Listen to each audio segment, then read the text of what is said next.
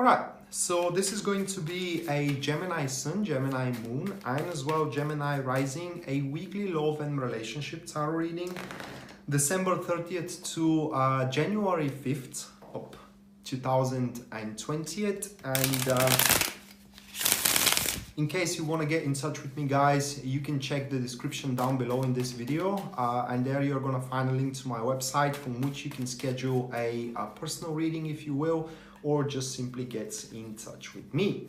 So that being said, moving into the spread directly, we do have the Three of Wands here, which is the topic of your love and relationship week, followed by the energies which is supporting the topic that is going to be the King of Swords, followed by the next one, which is the challenges that you need to overcome here. That will be the Three of Swords, followed by the next one, which is the gifts and the blessings that you can enjoy throughout the week. We do have the Eight of Wands. The fifth card in the spread represents how other people is seeing you, how your social circle and family is seeing you, how your person of interest or your partner is seeing you. That will be the Temperance card. Then the sixth one represents what you can do in order to help your long-term goal, and that will be a love and relationship goal. Obviously, that will be the Fool card. Then the seventh one here, it is what can hurt your long-term and long-term love and relationship goal. We have the Four of Cups, and the last one, which is the guidance that Tarot is offering, that is going to be the Ten of Wands. Lovely. So let's move on with the spread then. So Three of Wands and the King of Swords, the topic and the energies. Now these are quite I would say intense kind of a circumstances. That is because the energies themselves are kind of like gonna force you to be active, or rather like to be effective when it comes to love and relationship. What I mean here, it is that as the topic is Three of Wands, you're gonna find yourself sitting on rather good patterns, or rather like well-developed patterns and foundations to do something from them. Okay, this combination usually comes when two people finally reveal their emotions toward one another, and that defines the pattern, right? And now it's time to do some actions, effective actions, in base of this pattern. And this is the situation that you do have right now here, Gemini.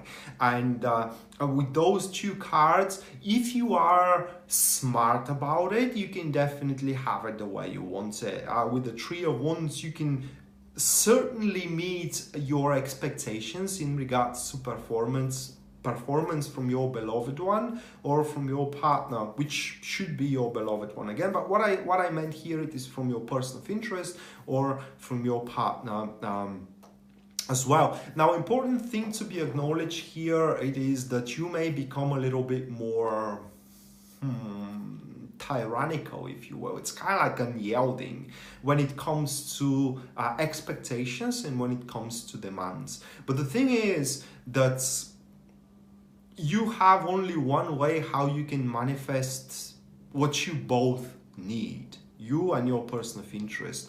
And whether they like it or not, it is the only way. And for that reason, you have to help them foresee that. Another thing, it is that you may spend a little bit of a time throughout the week, or rather like let's say half of the portion of the week, deliberating of what is going to happen if you do this, what is going to happen if you do that, and so on and so forth. That comes from the energy, for a reason being is that you are facing a certain difficulty right now in regards to love and relationship, either big or small, and you are completely aware that through a careful analysis, the way out of that difficulty is going to be revealed. giving you an example here, you and someone are liking each other, you're loving each other, but you cannot be in a relationship right now for one or another reason. Well, if you carefully analyze the situation, the way out of this plight is going to be revealed, or the recipe how to be in a relationship is going to be revealed to you. So the other card, it is the challenges that you need to overcome, and that is going to be the Tree of Swords. Tree of Swords in this particular narrative represents to acknowledge the truth, do not kind of like daydream, and accept the things as exactly the things are. Now, it's very likely that as soon as you do so, you're gonna find yourself short-handed. What I mean is that you are gonna find yourself with your back against the wall. But Tree of Swords makes people perform exceptionally well exactly when they're finding themselves with their back against the wall. Additionally to that, you may expect a short tongue from your person of interest or from your partner. It's close to criticizing, but this is so they make you show how much you care. They need to see, do you care or not? Now, important thing here to be acknowledged as well is that these kind of like these situations could escalate into scandals as well, and it will be unnecessary for you to feed it. It's just, you know, whatever it's true, it's true. Do not try to deny it. Everything you try to deny as a truth is gonna backlash on you. And finally, we can't fix the past. You can't fix the past. Allowing the despondent past to dwell and tangle through your mind is only gonna make you lost. So just, you know, forget what was and focus on what can be. The other card here, it is about the gifts and the blessings that you are to enjoy throughout the week in regards to love and relationship, and that is going to be the Eight of Wands. So Eight of Wands tells us a couple of things. Now, it does depend what kind of a situation you are in. First of all, it does point to numerous openings for you to make the things right. But you have to be careful when you approach them, because they need to be, these openings need to be approached with clear-headed minds. Otherwise, you're going to risk more than you would like to. And another thing with the Eight of Wands when it comes to gifts and blessings, it's the awareness of mind when it comes to love and relationship. The awareness of, how can I say it, of to knowing when you say yes or no, to knowing when you should keep silence, when you should shut up, or when you should speak. And therefore, it does not look like that you are going to have many prerequisites to feed those scandals or those disputes that may appear throughout the week for you, in between you and your partner, or in between you and your person of interest. Now, the other card here for you, Gemini, is going to be how people are going to see you. And it's kind of understandable that we do have the Temperance card. Now, people are seeing you as a person who tries to find the best way around. That is because, giving you that example here, up until now, you and your partner constantly fought, or your person of interest constantly fought over certain things, you know, and finally at that week, they are finding you more humble than usual. And that is for a reason being that you alone are going to analyze that there is no point fighting, there is no point lying, there is no point daydreaming as well. The only point that does make sense right now, it is how to make it work. And people are going to see you trying to find the right formula of how to make it work. As soon as they see you do so, people, or most importantly, your person of interest, your partner, are going to accept the differences that you do have in between each other. And instead of taking those differences as differences into the situation, not into the personality, all right? And instead of taking those differences as cracks, they're going to take them as a challenges who needs to be overcome in order for them to deserve your presence around them.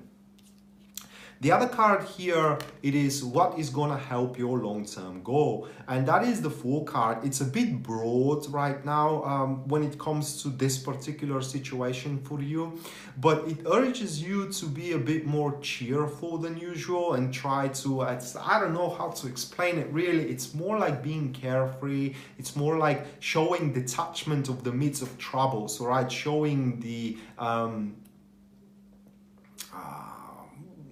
lightheartedness maybe, okay?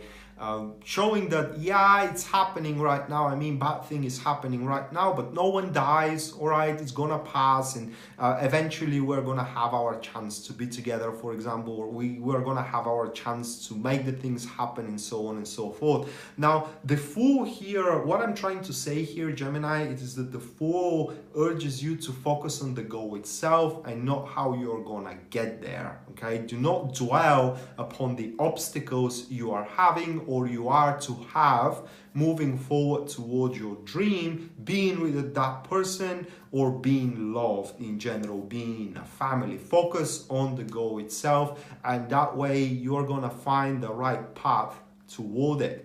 Every path has its obstacles, and you should not allow yourself to be intimidated by those obstacles. Now, important thing to be said is that should you just to know your person of interest, or you are to find your person of interest throughout this week, the Fool card urges you to be more carefree than usual. How do you say it when you kind of like more flirty probably than usual, more exhilarating than usual, and cheering, if you will.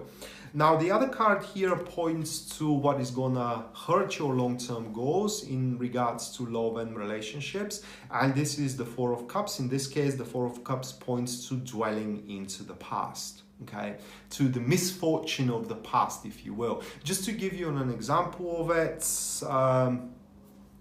you are to reconciliate, but because you had a very poignant past with that person, that does not allow you to do so. Once again, you should not focus on the past, but only on the future, because yesterday is yesterday. And if one tries to recapture it, what one is going to achieve, it's only losing tomorrow. So that being said, guys, I don't know how to say it. It's just, you know, leave the past to the past and behind your back, and now it's time to just put your glance toward the future.